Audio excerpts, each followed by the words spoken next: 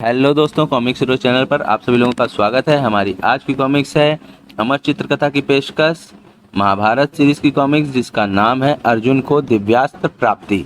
तो दोस्तों, ये महाभारत 20 का पार्ट 1 है, जिसका नाम है अर्जुन को दिव्यास्त्र प्राप्ति। चलिए शुरू करते हैं। भरतवंश की गाथा पर महर्षि वेदव्यास ने महाभारत नाम का महाकाव्य रचा। स्वयं व्यास की आज्ञा से उनके शिष्य वैशंपायन ने उसे सबके बीच पढ़कर सुनाया। यह कथा वाचन व्यास के पौत्र के प्रपौत्र राजा जन्मेजय और अनेक ऋषि मुनियों की उपस्थिति में हुआ था।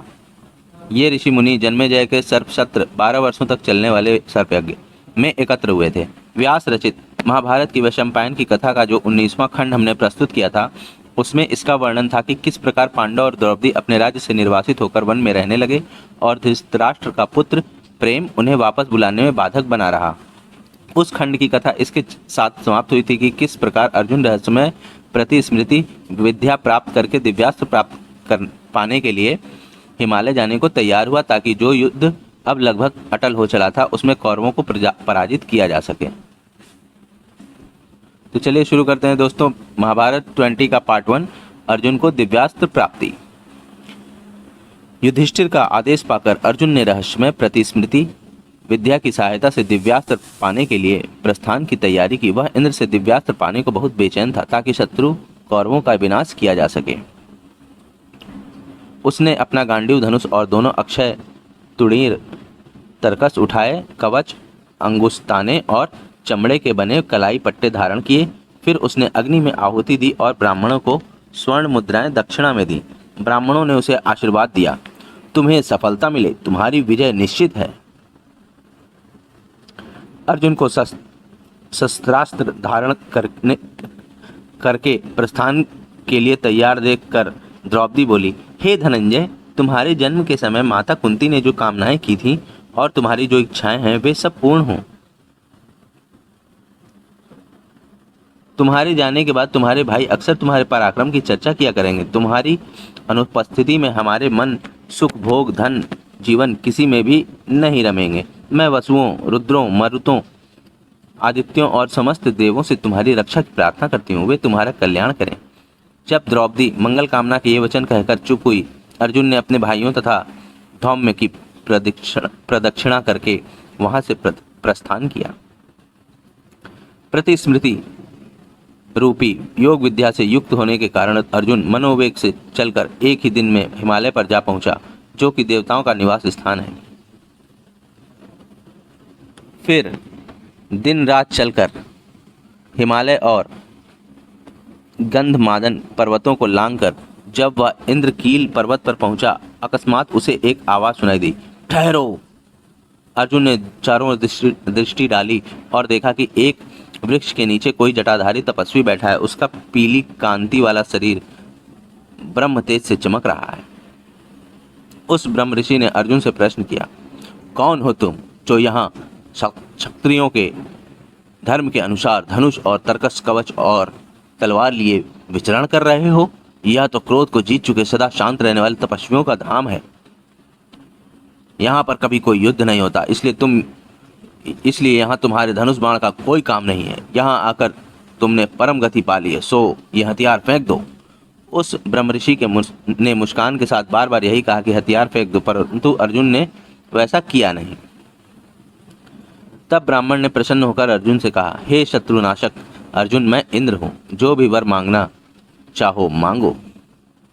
तब कुरुवंश के रत्न अर्जुन ने इंद्र को प्रणाम किया और हाथ जोड़कर कहा, भगवान, मैं आपसे संपूर्ण शस्त्रास्त्रों का ज्ञान प्राप्त करने के लिए यहाँ आया हूँ, वही मुझे प्रदान कीजिए।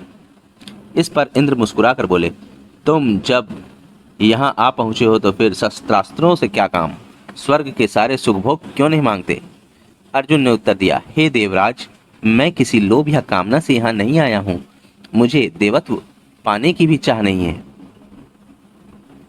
अपने भाइयों को वन में छोड़कर मैं यहाँ इसलिए आया हूँ कि शत्रुओं से बदला लेने का साधन प्राप्त कर सकूं। यदि मैं उस उद्देश्य को छोड़ बैठा तो मेरा बड़ा अपयश होगा। यह सुनकर वृत्र का संहार करने वाले इंद्र ने अर्जुन को सांत्वना दी और मधुर स्वर में कहा, पुत्र, जब तुम त्रिशूलधारी शिव को रिझाकर उनके दर्शन कर लोगे तब मैं तुम्हें सब दिव्यास्त्र दे दूंगा। हे कुंती पुत्र, शिव जी के दर्शन के लिए प्रयत्न करो, उनके दर्शन के बाद तुम स्वर्ग में पधारोगे। यह कहकर इंद्र अंतर्धान हो गए और अर्जुन ने कुछ समय वहीं रहकर योग साधा। उसके बाद वह शिव की खोज में वन में पहुंचा। कुशा का चीर और मृग छपला पहने वृक्षों से झड़े पत्ते खाते हुए उसने तपस्या आरंभ कर दी। पहले महीने वह 3 दिन में एक ही बार खाता था, दूसरे महीने 6 दिन में एक बार, तीसरे महीने 15 दिन में एक बार और चौथे महीने से तो केवल हवा का सेवन करते हुए बाहें ऊंची किए अंगूठे के बल खड़े होकर तप करने लगा। सब महर्षियों ने यह उग्र तपस्या देखी और उसका समाचार सुनाने वे भगवान शिव के पास पहुंचे। उन्हें प्रणाम करके बोले, हे देवों के देव, यह महातेजस्वी अर्जुन हिमालय पर बड़ी ही उग्र तपस्या कर रहा है, जिससे यह सारा प्रदेश धुएं से भर गया है। उसकी क्या इच्छा है हम नहीं जानते, किंतु हम सभी बहुत परेशान हैं। कृपया उसे रोकिए। उन शुद्ध हृदय मुनियों की बात सुनकर सारी सृष्टि के स्वामी शिव बोले, आप लोग तनिक भी चिंता ना करें। अर्जुन स्वर्गलोक, ऐश्वर्य या अमरता के लिए तप नहीं कर रहा है। उसकी इच्छा मैं जानता हूं और वह मैं आज पूरी करूंगा। यह आश्वासन पाकर तपस्वी अपने निवास स्थानों को लौट गए। तब भगवान शिव ने किरात का वेश धारण किया। वे सोने के बने वृक्ष की तरह दमक रहे थे और डिल डॉल में दूसरा हिमालय जान पड़ते थे। उन्होंने अपना शूल, धनुष और विषैले सांपों जैसे भयंकर बाण उठाए और तुरंत उस जगह पर जा पहुंचे जहां अर्जुन तप कर रहा था। उनके संग किराती का वेश धारण धरे पार्वती भी थीं। नाना प्रकार के वेश धारण किए हजारों हृष्ट पुष्ट शिवगण उनके साथ चल रहे थे।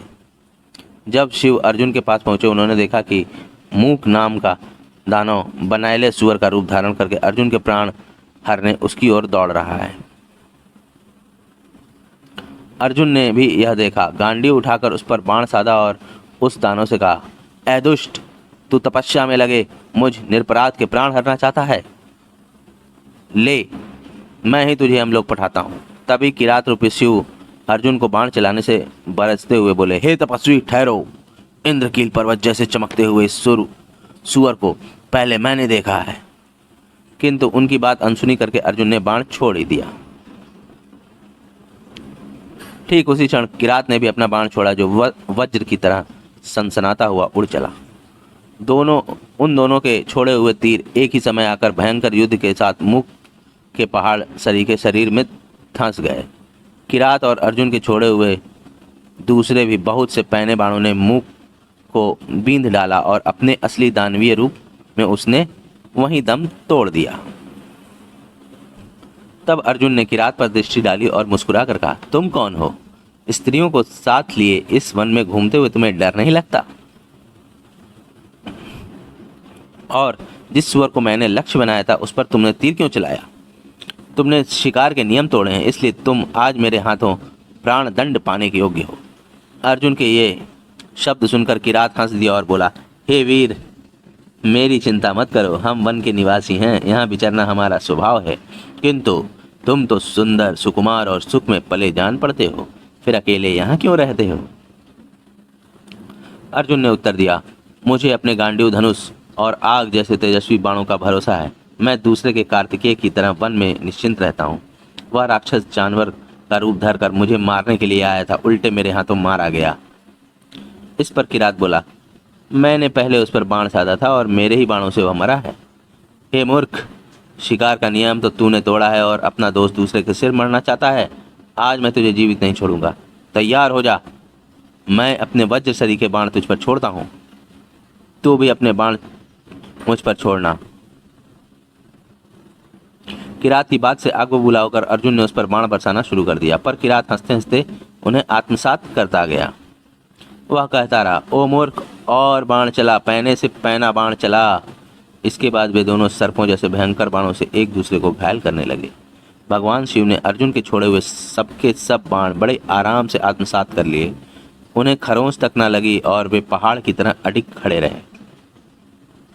अपने सब बाणों को व्यर्थ हुआ देख अर्जुन बहुत चकित हुआ और बोला, वाह भाई वाह, फिर अपने से ही बुदबुदाया, यह पहाड़ी मानुष देखने में तो सुकुमार है, किंतु मेरे गांडीव से छूटे तीरों को बिना तनिक भी विचलित हुए झेल रहा है। यह कौन हो सकता है? कहीं यह स्वयं रुद्र तो नहीं, या फिर कोई और देवता, या कोई यक्ष अथवा कोई असुर। मैंने सुना है इस पर्वत पर अक्सर देवता भ्रमण करने आते हैं। केवल भगवान से मेरी बाण वर्षा सह सकते हैं, दूसरा कोई नहीं।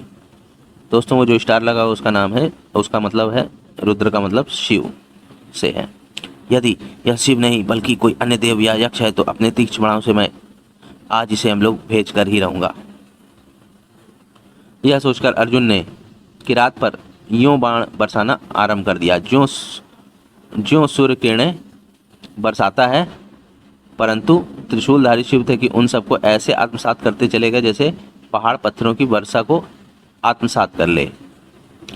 क्षण भर में अर्जुन के दोनों तुड़ीर रीते हो गए और यह देखकर उसके मन में डर समा गया। उसे याद आया कि खांडव दहन के समय अग्नि के दिए हुए ये तुड़ीर तो अक्षय तुड़ीर थे। वह फिर सोचने लगा, यह कौन अद्भुत शिकारी है जो इस तरह मेरे बाणों को खाया जा रहा है। मैं धनुष की कोटि से इसका वध करूंगा। तो दोस्तों, हमारा महाभारत 20 का अर्जुन को दिव्यास्त्र प्राप्ति का पार्ट 1 यहीं पर समाप्त होता है। मिलते हैं इसके पार्ट 2 में, जिसका लिंक आपको इसके डिस्क्रिप्शन में मिल जाएगा। आपको ये पार्ट कैसा लगा हमें कमेंट सेक्शन में ज़रूर बताएं और हमारे चैनल को सब्सक्राइब करना ना भूलें। मिलते हैं पार्ट 2 में। धन्यवाद।